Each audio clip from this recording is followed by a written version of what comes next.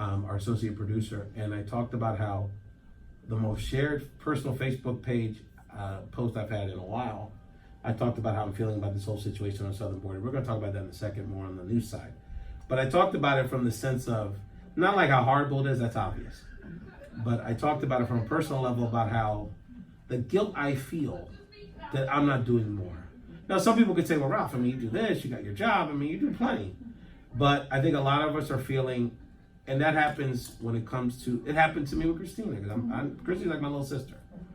And when she shared this last year, I felt a sense of guilt because back then, I mean, I didn't see her like, you know, every day, but I knew something was up. I didn't know. She's a grown woman, ain't my business. You know, like, how is a guy I'm going to jump in there? I don't want to be in her way. I don't really know. So I think that happens in this situation too, right? Like family going through that. So the vulnerability that we share, see, it's amazing. And, you know, we all know people that go through this on a lot of levels, right? Like I think about our friends that remained in the closet with their sexual orientation forever and ever. And it almost becomes, not to say that it gets to the point where you kind of get annoyed by them because it's kind of obvious or whatever, but that don't feel like, you feel like, wow, you're denying yourself the opportunity to be all of who you are. And was that part of the experience? Did you feel a sense of freedom by sharing with people? I did. And the fact that I still have people, you know, that in the salsa community, and I keep saying salsa community because that's where I know a lot Nothing wrong with that. of my people. This is a mucho salsero aquí. That's part of our culture. Sure. No doubt. You know, so, you know, having a lot of people saying, oh my God, Zulma, I didn't know. And oh my God, Zulma. Or I kind of knew and I didn't know what to say yet. Or you kind of knew or whatever. Not even. They would just say, I didn't know. This is surprising to me. Yeah. Wow, really? And, you know, then they ask you the questions. So what did you do? How did you get out? You know, so much questions that come to you and you're like, okay, well, I'm going to be telling and sharing my story. So stay tuned because I didn't want to just talk about my story, you know, when she already had a project in mind. Yeah. You know, so I wanted to wait. And even though I had, you know, a lot of people came out and, you know, they were able to listen to the story.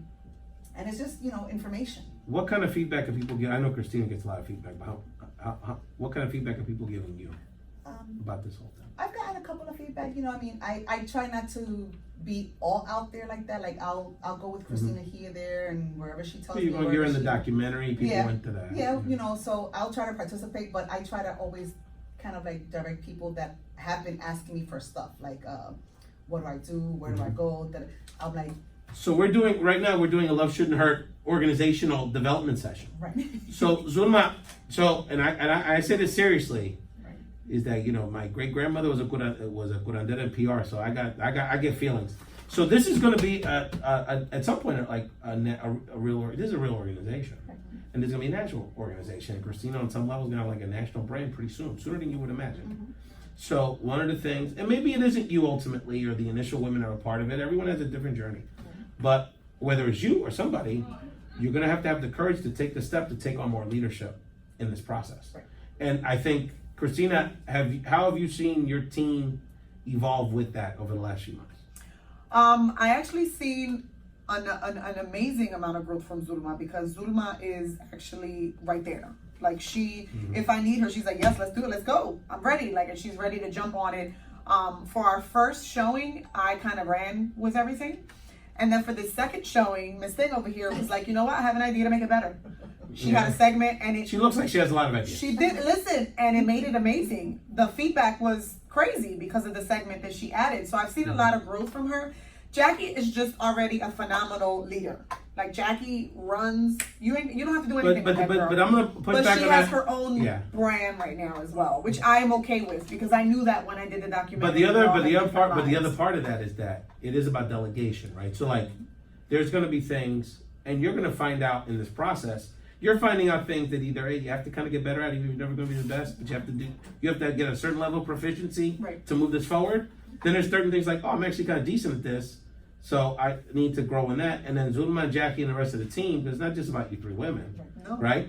Are gonna go through that same process. So there may be things outside of your comfort zone you got to get at least good enough to help. There may be things that, you know, that if Jackie's like an external person, that's what she does. So it's like coaching in sports. You got to use people for what they're good at, you know, like, and also what they enjoy, because you're not getting into this to do another job.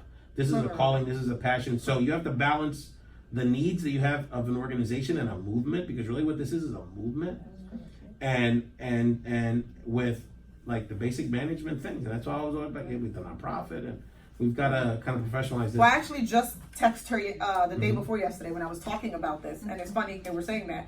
And I told her, I know that there's a lot of things I keep asking you to do or coming out. I Yeah. remember what the exact words were. I'm like, but that's if you feel comfortable. Like you don't have to continue to like keep doing this because this But- is my journey. But also you have to let the team know that this has to get done. Yeah. So if you're not going to do it, I have to find someone else to do it. Right. And so you have to let people know what's sort of like optional. But as a manager, how are you going to fill that gap if that person isn't the right fit or isn't available or doesn't want to do whatever? So Christina, let people know about the documentary. Let people know where they can support Love Shouldn't Hurt, and then do the outro for us when we get to the next segment. No problem. So the documentary is in about an hour long.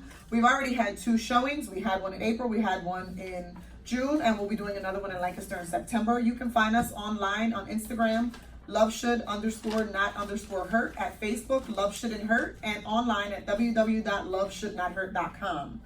When we come back from the break, Ray's going to call out some people for turning their backs on us and how we need to stand up on the Found in Translation radio show and podcast.